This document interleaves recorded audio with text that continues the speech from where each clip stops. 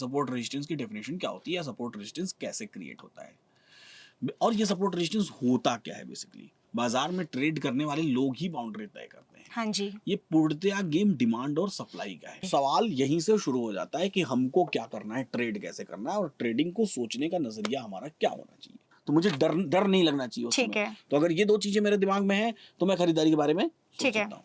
जो call buyer हो या कॉल राइटर हो, हाँ जी। ये दोनों के दोनों में से कोई भी हाँ जी। बाजार को ऊपर लेकर के जाने की कोशिश नहीं करता है। जो नादान बायर रहेगा वो बाजार के मूवमेंट के बाद कॉल खरीदना शुरू करेगा। तो सोचने का दो नजरिया। पहला नजरिया ये कि हम पहले तो बाजार के डायरेक्शन में ट्रेड करें, दूसरा बाजार के अपोजिट डायरेक्शन में ट्रेड करें, लेकिन अपोजिट डायरेक्शन में तब ट्रेड करें जब बाजार एक्सटेंड करने की कोशिश ना कर रहा हो।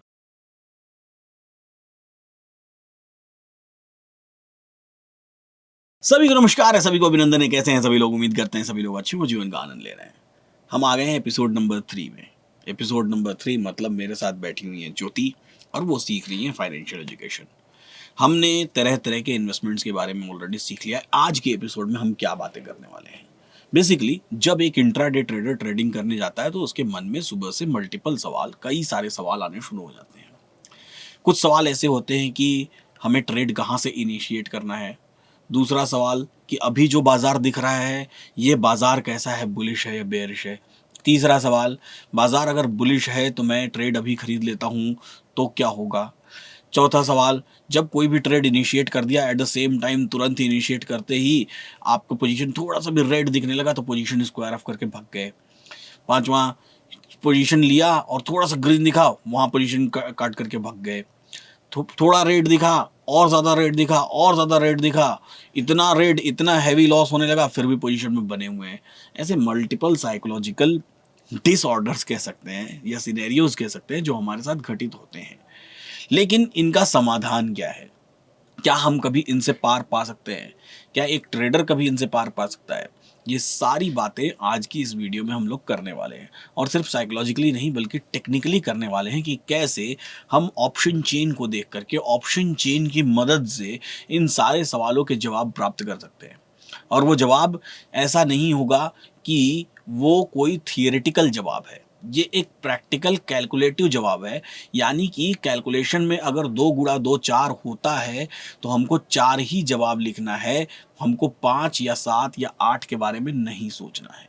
तो वीडियो को पूरा देखिएगा, देखे बिना कहीं जाइएगा मत। रीज़न उसके पीछे ये है कि अगर आप चाहे किसी भी मेथड से ट्रेड कर रहे हैं, वो मेथड प्राइस एक्शन हो, इंडिकेटर हो या ऑप्शन चेन हो, मैटर नहीं करता है। मैटर करता है अगर आप स्टक्ड हो रहे हैं, फंस रहे हैं और आपके दिमाग आपके ही दिमाग से लड़ रहा है, यानी बाजार उसको बार बार डिस्ट्रैक्ट करता है।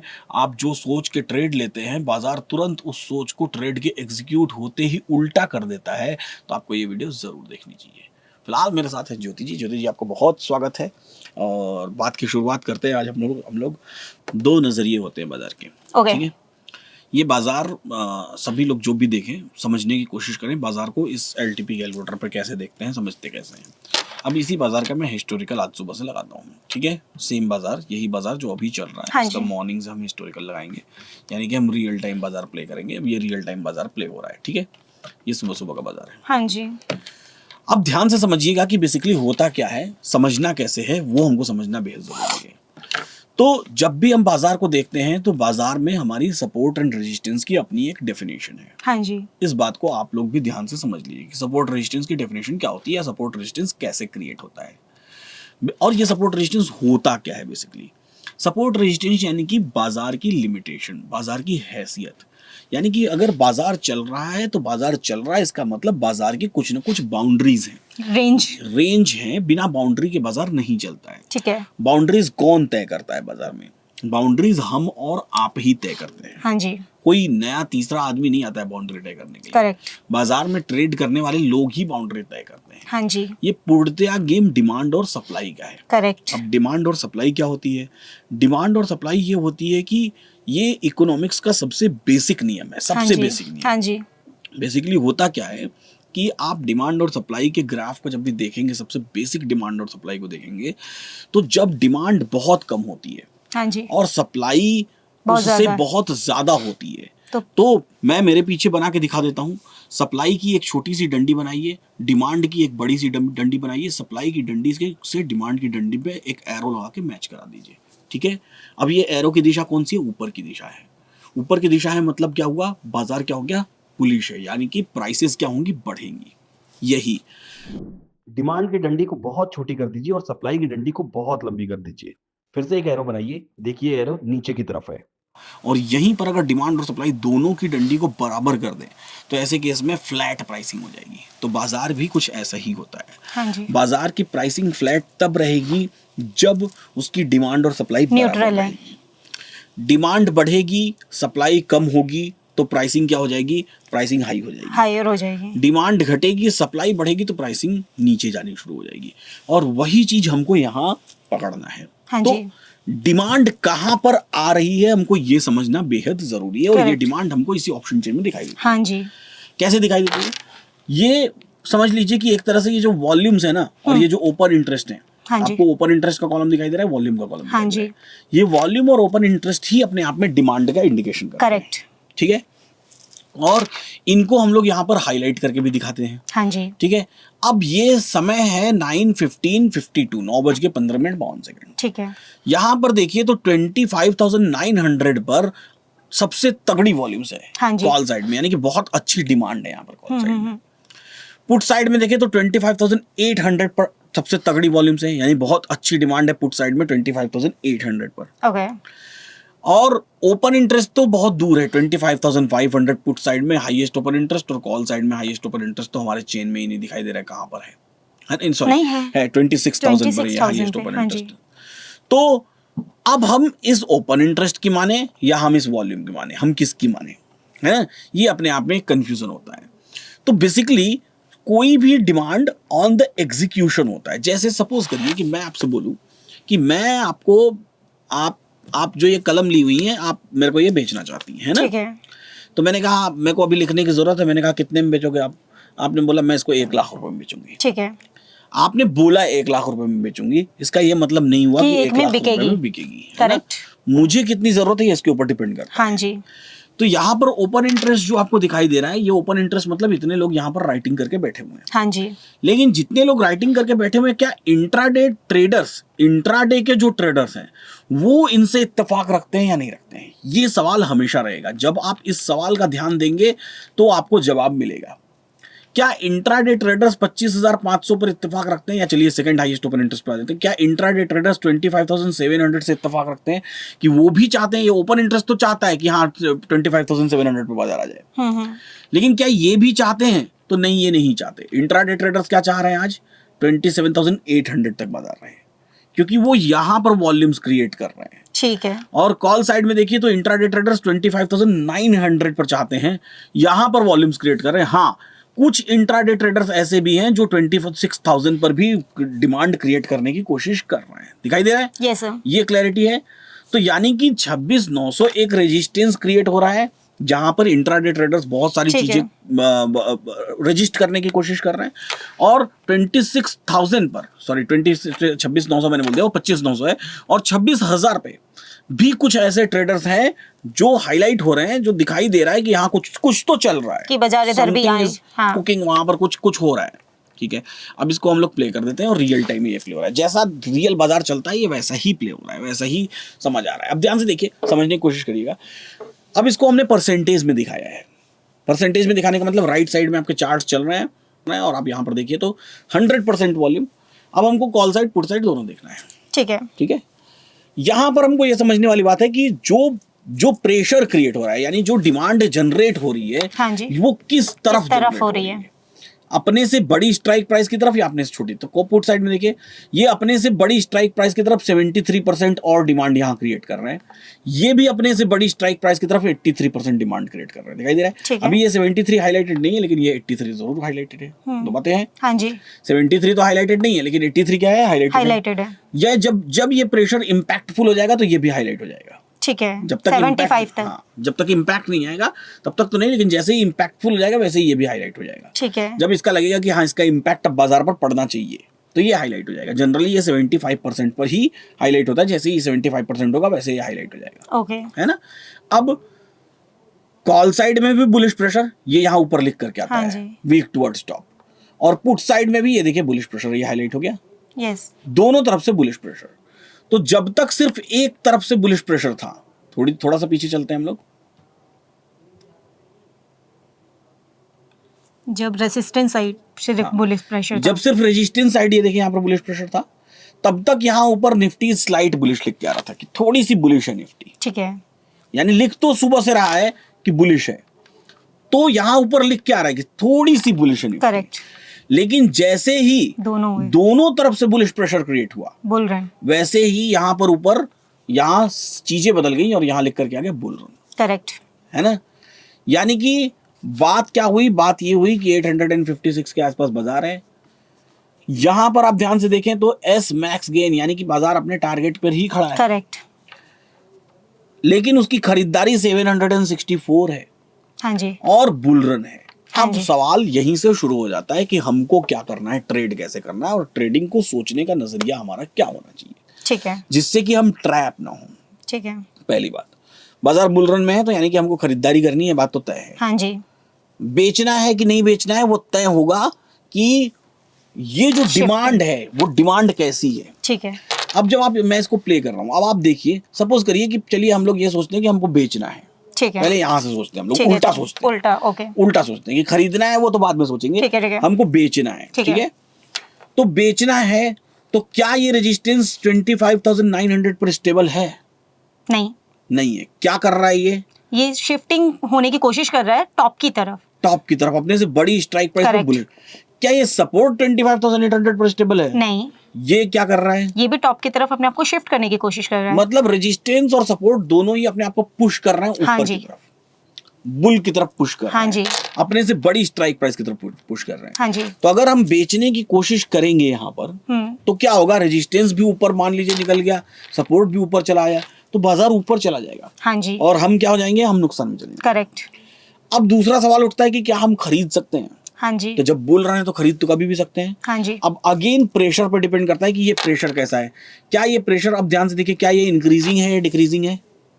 अभी 81 से 80 हो गया है तो डिक्रीजिंग है, डिक्रीजिंग है, 79 हो गया, कम हो रहा है प्रेशर। हाँ जी, तो जब तक कम हो रहा है प्रेशर तब तक तो हम खरीदने के बारे में नहीं नहीं खरीद सोच सकते। सकते, लेकिन अगर बढ़ना शुरू हो जाए तो हम खरीदने के बारे में सोच सकते हैं, हाँ जी, और ये भी सोच सकते हैं कि चलो ठीक है, सपोर्ट साइड में भी बुलिश प्रेशर क्रिएट हो रहा है, देखिए हाँ जी, 80% आ गया। 75 से 80 हो गया, रेजिस्टेंस में स्टेबल प्रेशर क्रिएटेड है, हाँ जी। 80 है, 79, 80, 79, 80। हाँ जी, हाँ जी, तो अगर हम खरीदने का डिसीजन लेते हैं तो हमारे दिमाग में क्या होना चाहिए कि अगर ये 75 हो जाएगा तो मैं उस ट्रेड से एग्जिट हो जाऊंगा, करेक्ट, या फिर ये 75 हो गया तो एग्जिट हो जाऊंगा। ठीक है, ये दोनों चीजें हमारे दिमाग में हमेशा होनी चाहिए। ठीक है, तीसरी चीज क्या होनी चाहिए, बाजार नीचे गिर के सपोर्ट तक भी तो आ सकता है, हाँ जी। 25,800 तक भी आ सकता है, अभी हाँ जी। 874 चल रहा है, हाँ जी, यानी 60-70 पॉइंट अगर गिर भी जाए तो मुझे डरना नहीं नहीं है है। बाजार में। अगर 800 पर भी आ गया, क्योंकि 800 पे सपोर्ट है, तो मुझे डर नहीं लगना चाहिए उस ठीक समय। है। तो अगर ये दो चीजें मेरे दिमाग में है तो मैं खरीदारी के बारे में सोच ठीक है। सकता हूँ। अब ये देखिए 75 आ गई, अभी 75 के नीचे, जब येलो खत्म होगा तो हम उस ट्रेड से एग्जिट हो जाएंगे, ठीक, येलो खत्म होगा उस ट्रेड से एग्जिट हो जाएंगे, या फिर यहाँ पर येलो खत्म हो जाएगा उस ट्रेड से एग्जिट हो जाएंगे, नहीं तो फिर हम अपने ट्रेड को कंटिन्यू करेंगे। लेकिन बट अगर ये 75 है और ये 83 है तो चांसेस तो हैं, चांसेस है ना, तब बुल रन नहीं तब है, बोल रहा नहीं है, है ना, हाँ जी, क्योंकि ये वीक टुवर्ड्स टॉप, ये बुलिश होकर के फिर स्ट्रांग हो गया, स्ट्रॉन्ग, हम क्या करेंगे, ट्रेड से गायब हो जाएंगे, ठीक और है। फिर वापस वीक टुवर्ड्स टॉप हो रहा है, हम इतनी जल्दी डिसीजन नहीं लेंगे, हमको डिसीजन लेने के लिए क्या समय देना पड़ेगा, वापस 75 76 हो तब ना, 77 हो तब ना, ओके, तो हम सोचेंगे कि वापस हुआ तो चलो ठीक है हम फिर से करते ठीक हैं। है। नहीं तो क्या हुआ, नहीं तो समस्या क्या हो गई, समस्या ये हो गई, ये तो बुलिश प्रेशर क्रिएट कर रहा है लेकिन ये बुलिश नहीं कर रहा ठीक है, है। ये तो अपने आप में बोला कि नहीं, हमारा इंटरेस्ट तो बाजार को 25,900 से नीचे ही गिरा देने का है, ये तो ये बोल रहा है ना। हाँ, जब इसकी परसेंटेज डिक्रीज हो रही है तो ये सिंपल सी बात एक ही बता रहा है कि यहाँ से ना इस मार्केट को मैं ऊपर जाने नहीं और दूंगा। ऐसे केस में ऊपर देखिए क्या लिख करके आ गया, both Nifty is both side risky, both side risky, यानी दोनों कि तरफ। अब आप कोई भी ट्रेड लेंगे वो रिस्क में है। इसके पहले आप बुलिश ट्रेड ले रहे थे तो वो रिस्क में नहीं था, अब देखिए अब फिर से बुल रन हो गया, क्यों, क्योंकि परसेंटेज फिर से 75 हो गई, फिर से यहाँ पर जोर लगाना शुरू किए हैं बायर्स।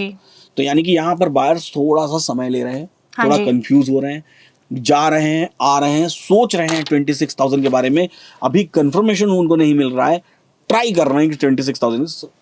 और पुट साइड में तो एकदम रेडी हैं ये लोग कि नहीं, बाजार को नीचे गिरने नहीं देंगे। हाँ, ये तो रेडी बैठे हुए हैं कि हम नीचे नहीं गिरने देंगे, क्योंकि इनकी परसेंटेज देखिए कंटिन्यूअसली क्या हो बढ़ रही है, बढ़ रही है। और अच्छे से बढ़ रही है स्मूथली, क्योंकि 70 से भी लो हमने देखना शुरू किया था और अभी 86 तक है। हाँ। डिक्रीमेंट नहीं है उसमें मतलब। और ये सब कुछ हाँ जी। हमको सिर्फ ये देख करके ही पता चल रहा है। हाँ जी। और ये किसी भी रैंडम बाजार में हमको ये देख करके पता चल सकता है। ठीक। जब हम इस परसेंटेज को देखेंगे, इसके लिए हमको ये भी सीखने की जरूरत नहीं कि सपोर्ट क्या होता है, ये भी सीखने की जरूरत नहीं कि रेजिस्टेंस क्या हाँ होता जी। है। हम सिर्फ हाईलाइटेड वैल्यूज को देख रहे हैं हम हाँ कि जी। हाईलाइटेड वैल्यूज किस तरफ मूव कर रही हैं। ये कॉल साइड की वैल्यूज हैं, ये पुट साइड की वैल्यूज हैं, किस तरफ मूव कर रही हैं, हम बस यही देखने का प्रयास कर रहे हैं। हाँ जी। और हम बस यही समझने का भी प्रयास कर रहे हैं। हाउएवर, सपोर्ट रेजिस्टेंस की अगर आपको वीडियोस देखनी है तो हमने आई बटन पर एक वीडियो लगाया हुआ है, उस वीडियो को जाके जरूर देखिएगा। जब हमने 7 डेज चैलेंज में पिछले जो कंटेस्टेंट हमारे आए थे बबूता राम जी, उनके साथ सपोर्ट रेजिस्टेंस की वीडियो को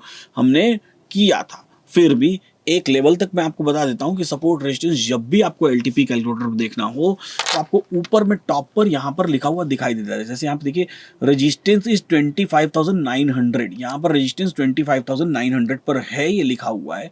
और सपोर्ट इज 25,800, सपोर्ट 25,800 पर ये लिखा हुआ है। हाँ जी। अब देखिए फिर से बुल रन हो गया। हाँ जी। नियमतः हमको कहाँ से खरीदना चाहिए? हमको एस मॉडरेट से खरीदना चाहिए। रिस्की, एस मॉडरेट, ऐसी वैल्यूज का वेट करना हाँ जी। चाहिए एज पर द रूल। हाँ जी। इंतजार। हाँ जी।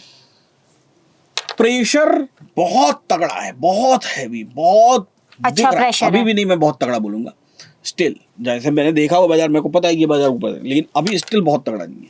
यहाँ तक तो तगड़ा है, सपोर्ट साइड में तो प्रेशर बहुत तगड़ा है। सर मेरे एक डाउट है। हाँ। अभी हमने थोड़ी देर पहले यही चीज देखी कि 75 से ये परसेंट 70 से ब्लो 5 से ब्लो चली गई है, ठीक है। तो ये भी तो बताने की कोशिश कर सकता है ना कि इसमें जो कॉल बायर्स हैं जो कि मार्केट को ऊपर लेकर जाएंगे और कॉल राइटर्स हैं जो मार्केट को क्या करके लेकर जाएंगे, नीचे लेकर जाएंगे। तो जब ये परसेंटेज डिक्रीज हुई तो इसका मतलब कॉल राइटर्स इसमें से चले गए जो कि मार्केट को नीचे लेके जाते।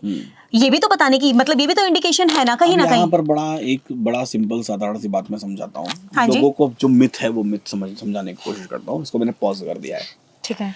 जो कॉल बायर हो या कॉल राइटर हो, हाँ जी। ये दोनों में से कोई भी हाँ जी। बाजार को ऊपर लेकर के जाने की कोशिश नहीं करता है। ओके। कॉल बायर हो या कॉल राइटर हो, हाँ जी। ये दोनों ही बाजार को नीचे ही गिराते हैं। कॉल बायर भी और कॉल राइटर भी। बिल्कुल, ये दोनों वही काम करते हैं। यानी कि जो कॉल राइटर है और जो कॉल बायर है वो दोनों एक दूसरे के पूरक हैं। कोई अगर राइटिंग कर रहा है तो जब तक कोई बाइंग नहीं करेगा तब तक उसकी राइटिंग सक्सेसफुल नहीं होगी। आपने बोला कि मैं ये पेन 1 लाख रुपए की बेचूंगी, इसकी वजह से इस पेन का दाम 1 लाख रुपए नहीं हो गया। जब तक मैं इसको 1 लाख रुपए में खरीदूंगा नहीं तब तक ये पेन 1 लाख रुपए की नहीं होगी। ठीक है। ऐसे ही मैं यहाँ पर राइटिंग करने की कोशिश कर रहा हूँ, जब तक कोई बायर उसको परचेज नहीं करेगा तब तक वो क्या अपना इम्पैक्ट नहीं दिखाएगा। इम्पैक्ट इन द सेंस कि तब तक वो रेजिस्टेंस क्रिएट नहीं होगा। यानी कि कोई भी बायर हो या राइटर हो, अगर वो कॉल साइड में है तो वो हमेशा बाजार को नीचे गिराने के दिशा में काम कर रहा है। और सेम हमारा अपोजिट पुट साइड में होगा, वो बुल की तरफ लेकर जाएंगे। अब इस बात को और ध्यान से समझते हैं, इस पे और डिटेल्ड चर्चा करते हैं। ठीक है। क्या डिटेल्ड चर्चा करते हैं? जब कॉल का बायर, जैसे आप कॉल बाय कर रहे हैं तो आपकी आंतरिक इच्छाएं, मन में तो इच्छा है कि बाजार ऊपर चला जाए। हाँ जी। लेकिन टेक्निकली आप बाजार को नीचे गिराने का काम कर रहे हैं। हाँ जी। है ना? हाँ जी। आपने कॉल खरीदा, टेक्निकली आपने क्या किया, आपने एक रेजिस्टेंस में एक और उसका ब्रिक लगा दी। हाँ, एक और ब्रिक लगा दिया आपने, उसको और मजबूत किया रेजिस्टेंस। हाँ जी। अब हमको तब कॉल क्या खरीदना ही नहीं चाहिए? ऐसा नहीं है, हमको कॉल बिल्कुल खरीदना चाहिए। लेकिन जब हमको कॉल तब खरीदना चाहिए जब रेजिस्टेंस कहीं पर क्रिएट हो रहा हो। अब बाजार को सोचने का नजरिया देखिएगा, बहुत ध्यान से जब आप सोचेंगे तो आपको आनंद आएगा वो चीज सोच के। जैसे ये बाजार अभी 25,900 पर है, मैंने कहा। हाँ जी। अगर आप बाजार अभी 25,877 पर चल रहा है, हाँ जी। आप यहाँ पर कॉल खरीद रहे हैं, हाँ जी। यानी कि आप इसकी रेजिस्टेंस को और मजबूत कर रहे हैं। हाँ जी।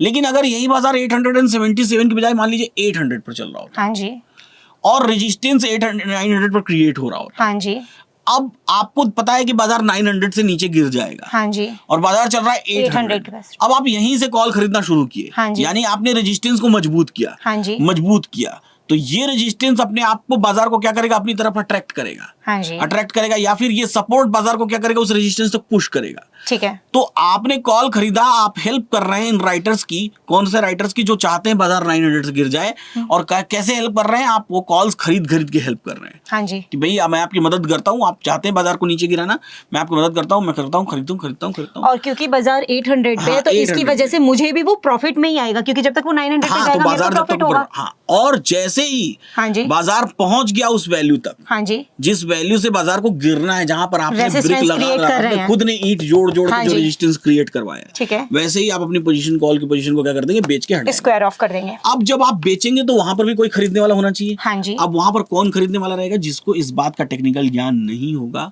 कि कॉल खरीदना अब क्या रिस्की होता है। रिस्की नहीं, कॉल खरीदने से आप रेजिस्टेंस क्रिएट कर रहे हैं। हाँ जी, तो बेसिकली क्या हुआ, हमने एक रेजिस्टेंस क्रिएट किया, हम खड़े हैं यहाँ से हमने कॉल बाई करना शुरू किया, और कॉल बाई करते करते करते करते करते करते हम रेजिस्टेंस तक गए, हम कॉल बेच के बाहर हो गए। हाँ जी, और जो नादान बायर रहेगा वो बाजार के मूवमेंट के बाद कॉल खरीदना शुरू करेगा।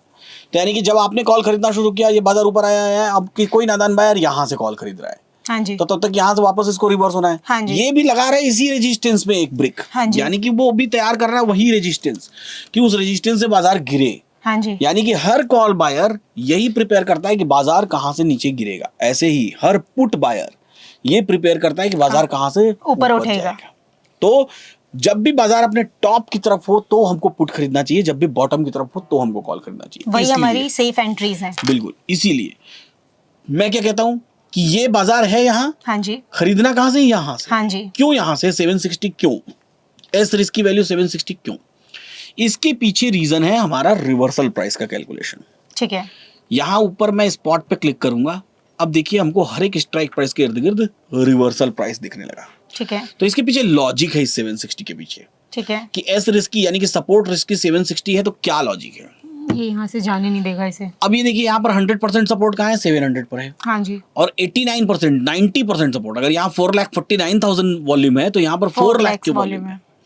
4 लाख की वॉल्यूम कहाँ है, 850 पर, और 850 का रिवर्सल कितना है, 760। ठीक है, इसलिए अगर बाजार में हमको कॉल खरीदना ही है और नीचे से खरीदना है तो कम से कम 760 आए तब तो खरीदने की कोशिश करें हम। यस, अगर हम यहां खरीदने की कोशिश करेंगे तो क्या होगा कि अगर ये रेजिस्टेंस अपने आप में मजबूत हो गया, हाँ जी, ये अभी ये तो 76% है, 75 हो जाएगा, मजबूत ही है ये ऑलमोस्ट, तो ये बाजार को क्या करेगा, नीचे गिरा देगा। Correct. नीचे गिरा देगा तो हमारा कॉल क्या चला जाएगा, लॉस में। तो अब बाजार को सोचने का दो नजरिया। ठीक है, पहला नजरिया कि मैंने कॉल कहां से खरीदा, यहां से खरीदा। हाँ जी, दूसरा नजरिया ये कि क्या ये अपने आप में मजबूत हो रहा है। ठीक है, तो अगर मजबूत हो रहा है तो पुटी खरीद ले, क्योंकि नीचे तो गिरा ही देगा अगर ये हाँ मजबूत जी, होगा हाँ जी, तो भले ही बुल रन है बाजार, हाँ जी, लेकिन क्या ये रेजिस्टेंस और आगे एक्सटेंड होने की कोशिश कर रहा है या नहीं कर रहा है। अब यहाँ बताइए कि क्या ये रेजिस्टेंस आगे एक्सटेंड होने की कोशिश कर रहा है। परसेंटेजेस तो इंक्रीज है, तो बिल्कुल। एक्सटेंड करने की कोशिश कर रहा है। तो ऐसे केस में फिर हम पुट तो नहीं खरीद सकते, नहीं खरीद सकते। अगेंस्ट ट्रेड नहीं कर सकते ऐसे हाँ केस जी। में, क्योंकि अगेंस्ट ट्रेड करने जाएंगे, पुट खरीदने जाएंगे तो क्या होगा, रेजिस्टेंस एक्सटेंड कर जाएगा और बाजार ऊपर चला जाएगा और हम फिर लॉस में आ जाएंगे। हम कर तो रहे इन्हीं राइटर्स के फेवर में काम कर रहे हैं, लेकिन हमको इनके हम फेवर में अपने फेवर में नहीं कर रहे। हाँ, हमको जब भी ट्रेडिंग करनी है हमको सोचना हमेशा राइटर के लिहाज से, हाँ जी, कि राइटर क्या सोच रहा है।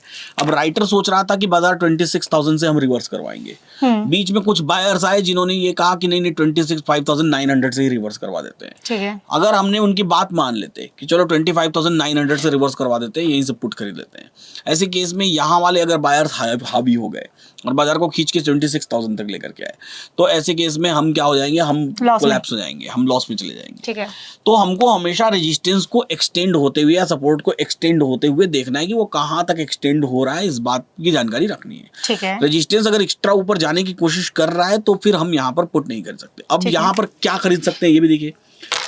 हमारे लिए 813 की एंट्री अब रिस्क की एंट्री हो गई, देखिए है ना, 815। अब ये हाँ सपोर्ट जी। जो है यहाँ तक विक्टोर स्टॉप हो गया, हाँ जी, ये अपने आप में क्या हो गई, एक एंट्री बन गई, रिस्की एंट्री। इसी तरीके की उससे भी हाई रिस्क की एंट्री 866 की है, देखिए यहाँ दिखाई दे रहा है, जो यहाँ नहीं दिख रहा है, हाँ जी, हाँ जी, यहाँ लेकिन नहीं यहाँ दिख रहा है।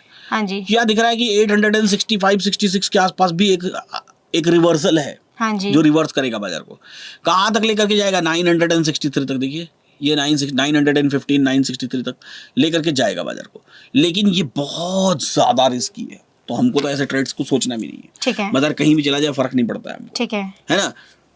बहुत एक्सपीरियंस हो जाएंगे तो हो सकता है कि कोई सोच पाए, हाँ लेकिन नए नए दिशा में तो बिल्कुल नहीं। हमको किसका इंतजार करना है? एस रिस्की, एस मॉडरेट, और इसमें एस मैक्स पेन यानी कि हमारे स्टॉप लॉस कहाँ दिया हुआ देखिए कितना नीचे है, 25,500 578 कहाँ है? ये सपोर्ट है, इसके एक स्ट्राइक प्राइस, दो स्ट्राइक प्राइस, ये वाला रिवर्सल दिखा रहा है स्टॉप लॉस में, तो बहुत नीचे है स्टॉप लॉस। हाँ जी। तो ये क्यों है स्टॉप लॉस बहुत नीचे? इसलिए स्टॉप लॉस बहुत नीचे क्योंकि सपोर्ट ही हमारा नीचे है।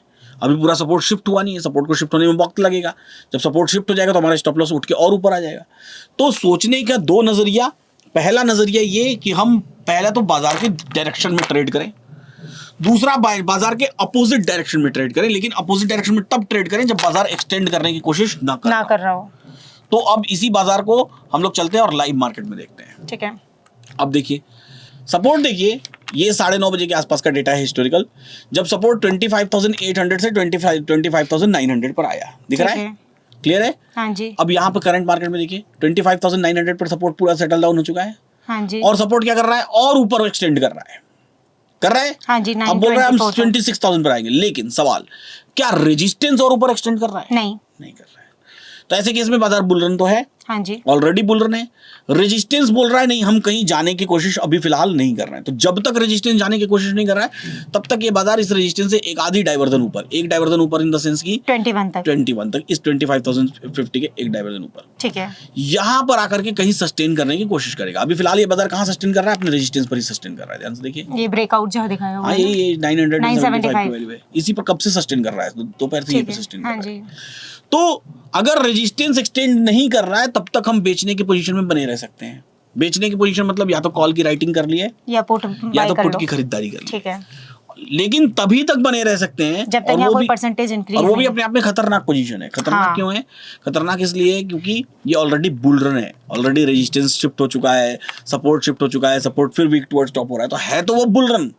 लेकिन फिर भी हम ये, अगर हमको ये समझ है कि ये 100% कहीं एक्सटेंड नहीं हो रहा है, अगर मेरे पास ये बुद्धि है, ये ब्रेन है, मैं ये सोच सकता हूँ, तो फिर हमारे लिए ये अपोजिट ट्रेड अवेलेबल है। और एक और रीजन भी मिल गया यहाँ पे। देखिए आप, जैसे ये सपोर्ट हम देख रहे थे, हमने देखा था इसकी परसेंटेज 83, 86 तक चली गई थी। अभी आप देखो ध्यान से, इसकी परसेंटेज डिक्रीज हो गई। ऐसे केस में वहां देखिए वो बादाम रखा हुआ, इसको खाने की जरूरत होती है क्योंकि ये अपोजिट हो गया। नहीं, अपोजिट नहीं हो गया। ऐसे केस में हमको नंबर्स याद रखने होते हैं। पिछली बार जब सपोर्ट था तो वो 800 से 900 पर 86% गया था। वो यहाँ आके सेटल डाउन हो गया।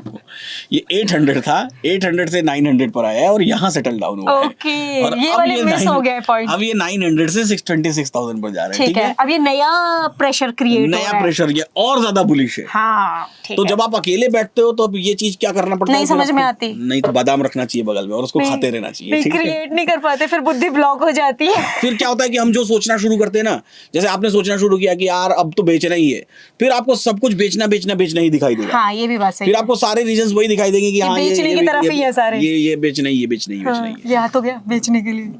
तो वो ये रेजिस्टेंस की स्टेबिलिटी के कारण है। हाँ। रेजिस्टेंस जो स्टेबल है, इसकी स्टेबिलिटी के कारण। और इसको अगर मैं ट्रेड कर भी रही हूँ तो मुझे बहुत ज्यादा ही ऑब्जर्व करना पड़ेगा कि अगर यहाँ पे कोई परसेंटेज बढ़ गई तो मेरे को एग्जिट करना पड़ेगा, चाहे कुछ भी। बिल्कुल, वो तुरंत एग्जिट करके भागना पड़ेगा, वरना मेरे को लॉस होना ही होना है। तो यही देखना है ना कि क्या रेजिस्टेंस और ऊपर जा रहा है। यही चीज अगर बाजार अपने बॉटम पर होता तो क्या सपोर्ट और नीचे जाने की कोशिश कर रहा है या नहीं कर रहा है। ऐसे केस में ऐसे सिनेरियोस को हम लोग देखते हैं। तो अभी हम लोग सिर्फ खरीदने बेचने की बात कर रहे हैं।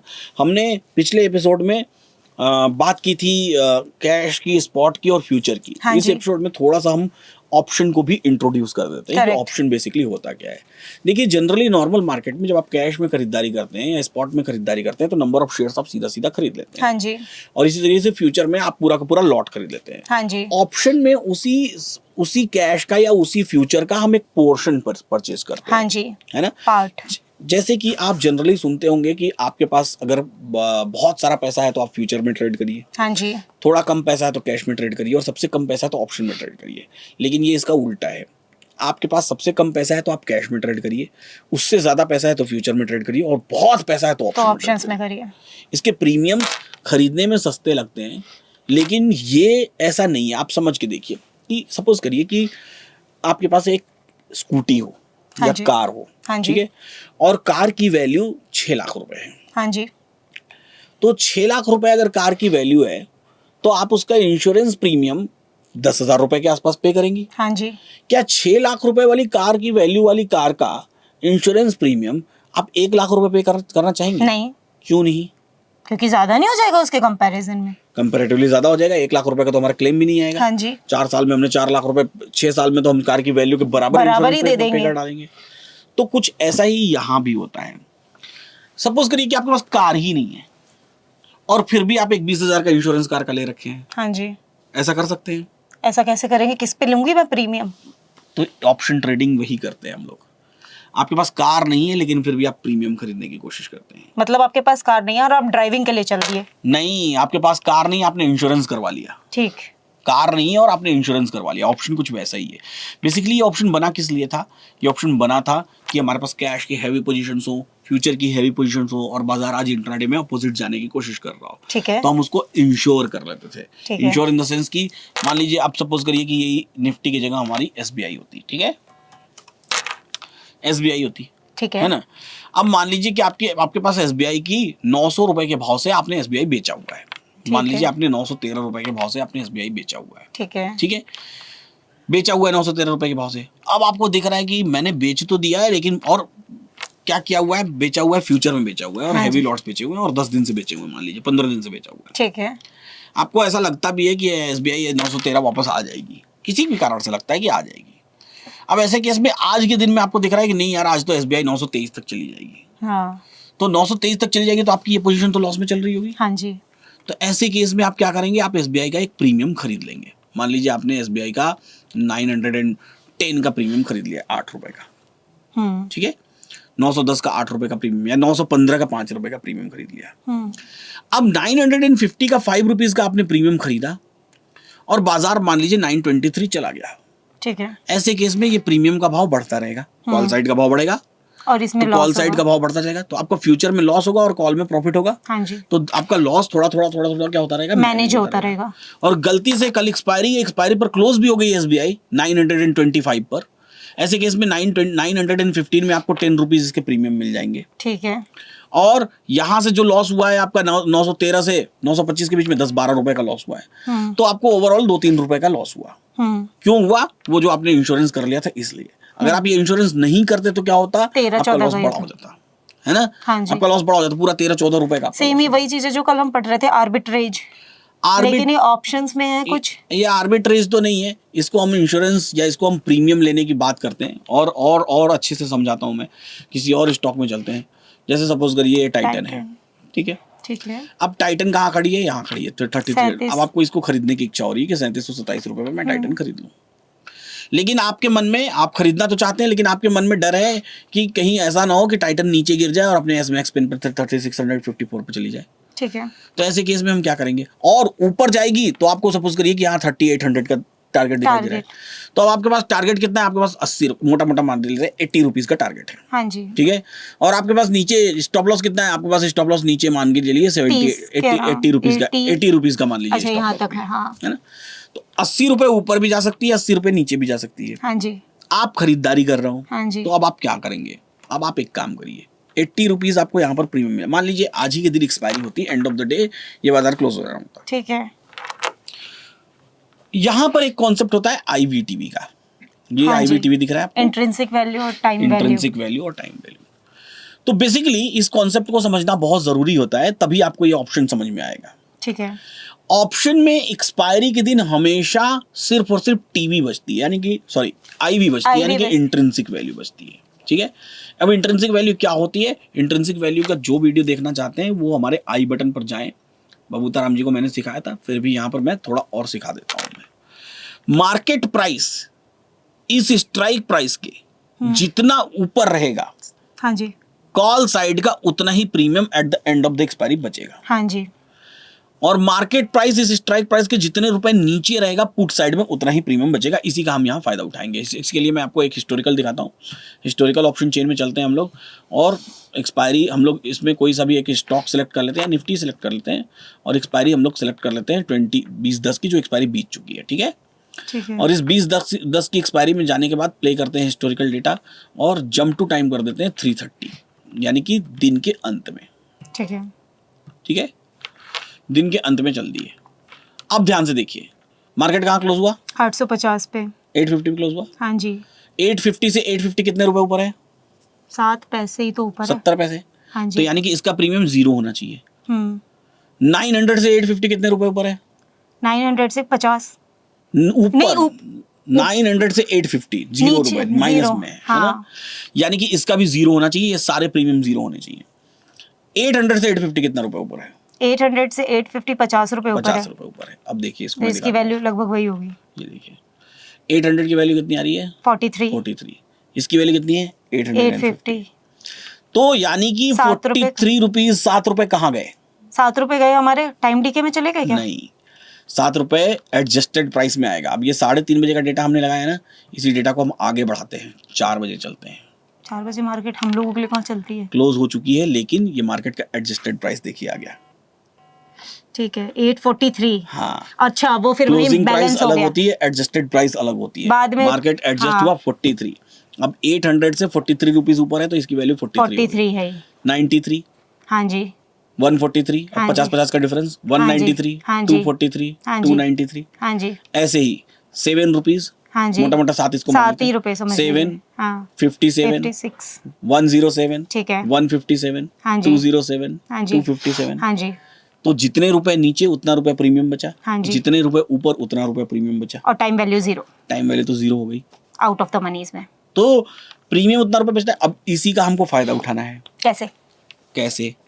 सपोज करिए कि एसबीआई में वापस चलते हैं हम लोग, लाइव मार्केट है ना, या कोई सा भी रैंडम स्टॉक ले लेते हैं, कोई भी रैंडम स्टॉक ले लेते हैं, है ना।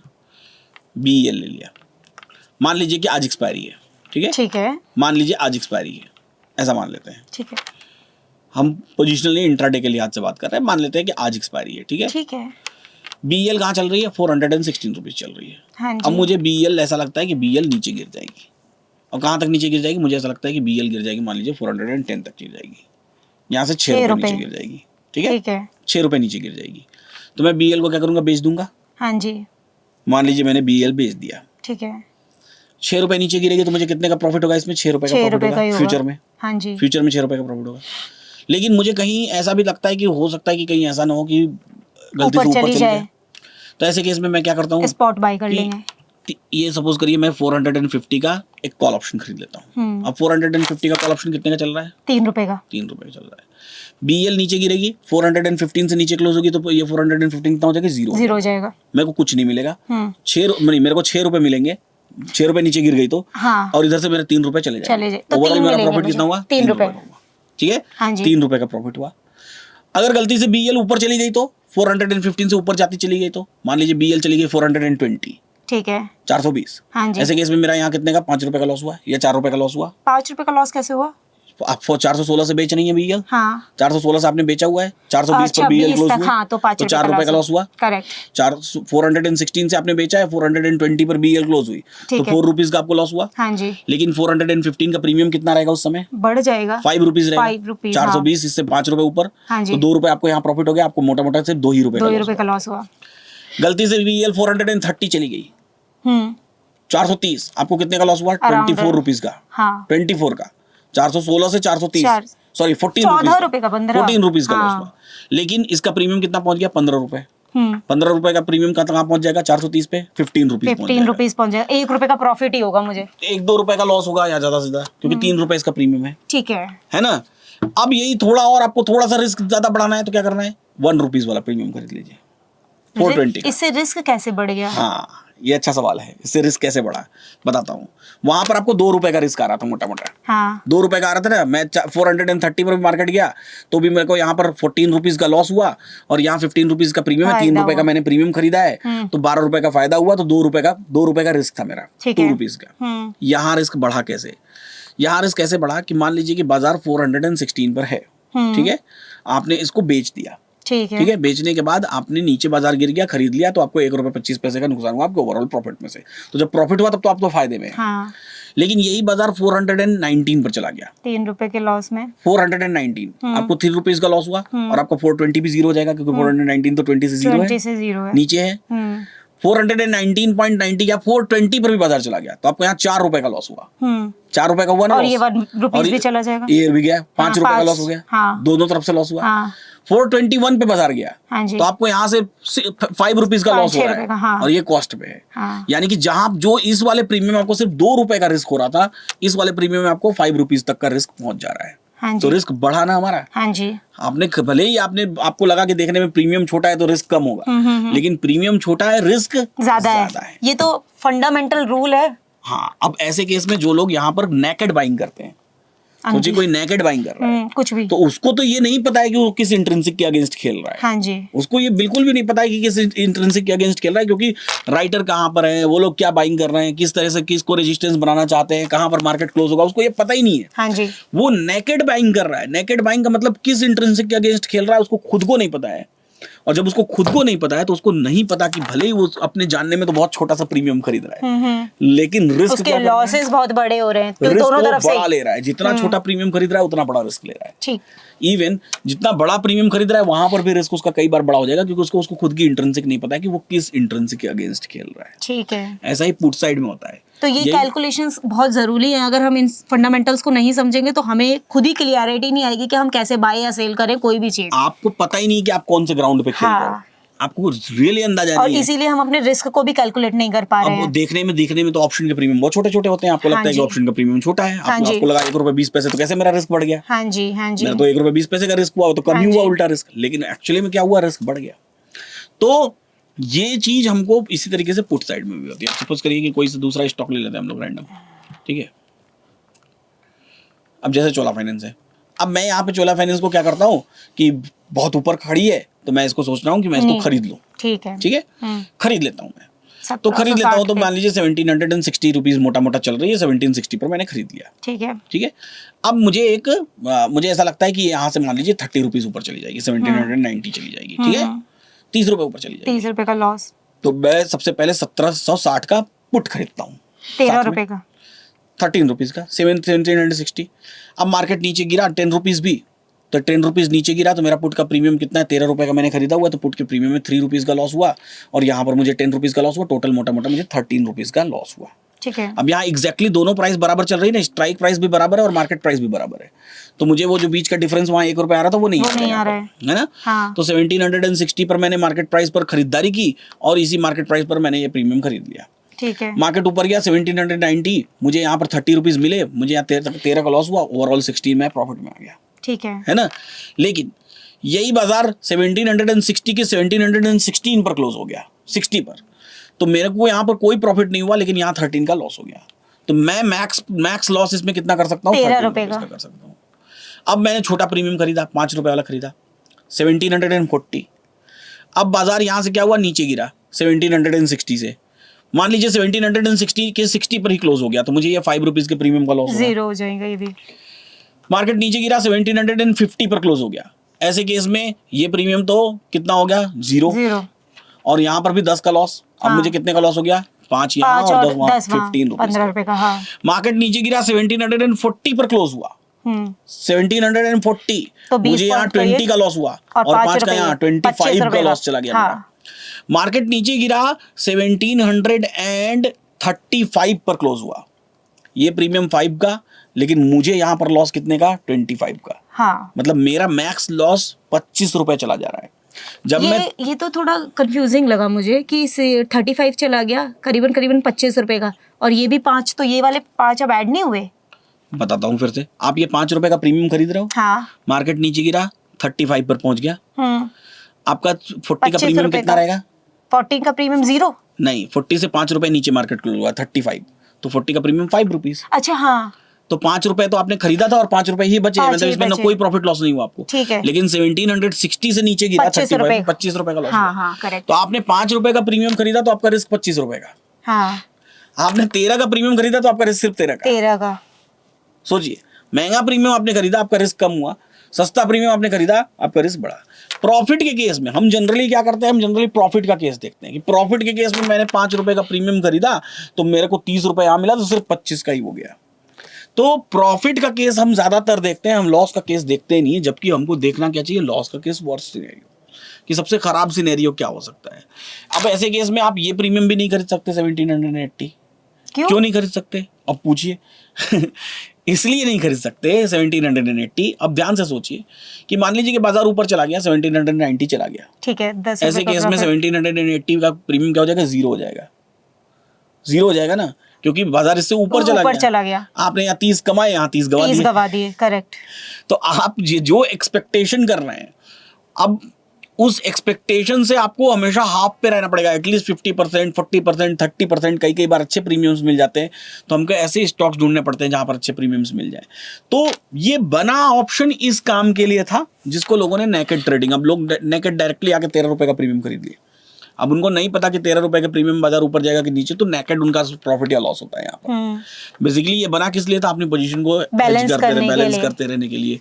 आपके प्रीमियम्स बने हुए थे इसी कारण से, आपका मैनेजमेंट अच्छा रहे, आपके लॉसेस ना रहे। तो उम्मीद करता हूँ अब आपको समझ में आया होगा कि ऑप्शन कितनी खतरनाक चीज है। हाँ, है खतरनाक, ऑप्शन तो खतरनाक है ही। तो इसलिए जिसके पास सबसे ज्यादा पैसा है उसको ऑप्शन करना चाहिए। कैश और फ्यूचर की ट्रेडिंग सभी लोग कर सकते हैं। नेकेड ऑप्शन अगर आप कर रहे हैं तो आपको इंट्रिंसिक वैल्यू का ज्ञान होना चाहिए। हाँ जी। अगर आपको इंट्रिंसिक वैल्यू का ज्ञान नहीं है तो आपको नेकेड ऑप्शन करना नहीं चाहिए। However, आज में इतनी सारी चीजें आपने पढ़ी, हाँ जी, सीखी, हाँ जी, क्या क्या चीजें समझ आई? बहुत सारी चीजें समझी, पर बहुत सारी कंफ्यूजन्स भी है, क्योंकि वो ये थोड़ा ट्रिकी पार्ट है। इसको समझने के लिए बहुत प्रैक्टिस की जरूरत है। अगर आप बार बार इन चीजों को अंडरस्टैंड नहीं करेंगे तो आपको खुद भी नहीं समझ में आएगा और भूल भी जाओगे। कुछ सवाल बताएं। कंफ्यूजन वाले सवाल यही है कि जैसे मेरा कंफ्यूजन तो पर्सनल लेवल पे ये है कि ये बात मुझे पता ही नहीं थी कि हम हैज कर सकते हैं इस तरीके से दोनों तरफ। अगर मैं हैज करूंगी तो मैं अपना लॉस लिमिट कर लेती हूँ, जो इसका सबसे अच्छा एडवांटेज है। अगर मेरे को ये ट्रेड करना है तो ये नॉलेज मुझे बेसिकली होनी चाहिए, जो कि मुझे तो नहीं थी। और दूसरी चीज क्या कहते हैं कि देखने का तरीका, विजुअल थोड़े से चेंज हो गए हैं कि आपको प्रॉफिट्स की तरफ तो नहीं देखना चाहिए, बट लॉस की तरफ जरूर देखना चाहिए कि आप लॉस कहाँ करोगे, क्योंकि पैसा आपकी जेब से जाएगा, किसी और की जेब से नहीं जाएगा। बिल्कुल सही है, आपको अपना रिस्क हमेशा कवर करना चाहिए, रिस्क को ही मैनेज करना चाहिए। कोई ऐसा सवाल जो आपके मन में भी आ रहा हो इस चीज से लेकर? हाँ, चलिए, इनके मन में नहीं आ रहा तो क्या आपके मन में कोई सवाल आ रहा है, फटाफट कमेंट बॉक्स में लिख दीजिए। अगर आप यहाँ बैठना चाहते हैं डिम्पल की जगह पर, या ज्योति की जगह पर, या दीप्ति की जगह पर, ये 3 नाम हो गए न्यू नेम मिल गया मुझे यहाँ बैठना चाहते हैं तो पहला क्राइटेरिया ये है कि आपके कम से कम 2 नाम होने चाहिए। नहीं, ये मजाक की बात है, ठीक है। एक कमेंट बॉक्स में लिंक दी हुई है, वो जाइए, क्लिक करिए और वहां पर अपनी डिटेल फिल कर दीजिए। स्पिन द व्हील होगा, स्पिन द व्हील में अगर आपका नाम आया, आपकी किस्मत रही, तो आप यहाँ आके बैठेंगे। और यहाँ आके बैठने में आपको सिर्फ समय निकालना है। आपको आने जाने का किराया हम देंगे, पूरा टिकट करा के देंगे आपका। आपको यहाँ रुकने की व्यवस्था हम देंगे, आपको यहाँ पर खाने पीने की व्यवस्था भी हम ही देंगे, ठीक है। आपको यहाँ कपड़े भी पहनने के लिए हम देंगे ये भी बात सही है ये तो करेक्ट है, ठीक है। आप बस उठ के आ जाओ तो सारी चीजें, सारी व्यवस्थाएं हमारी रहेंगी। अब दूसरा तरीका ये है कि अच्छे कमेंट्स बढ़िया लिखिए। अच्छे कमेंट्स का मतलब ये नहीं होता है कि आप एलटीपी कैलकुलेटर की तारीफ करें। मैं देखता हूँ बहुत सारे लोग सिर्फ एलटीपी कैलकुलेटर की तारीफ करते रहते हैं। अच्छे कमेंट्स का मतलब ये होता है कि एक्चुअल में क्यों जरूरत है आपको यहाँ पर आके बैठने की। आप अपने कमेंट और इनके कमेंट में कंपैरिजन देखिए कि क्या कंपैरिजन है। एलटीपी कैलकुलेटर की आप तारीफ कर रहे हैं, बहुत अच्छी बात है, बट एक्चुअली में क्यों आपको यहाँ आके बैठना है, क्या कारण है, क्या इस बात से आप हमको कन्विंस कर सकते हैं। चलिए, फिलहाल इस वीडियो में इतना ही।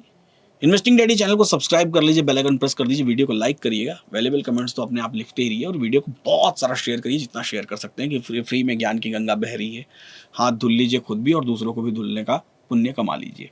तो फिलहाल इतना ही। ऐसे ही सीखते रहिए, मुस्कुराते रहिए और जीवन का आनंद लेते रहिए।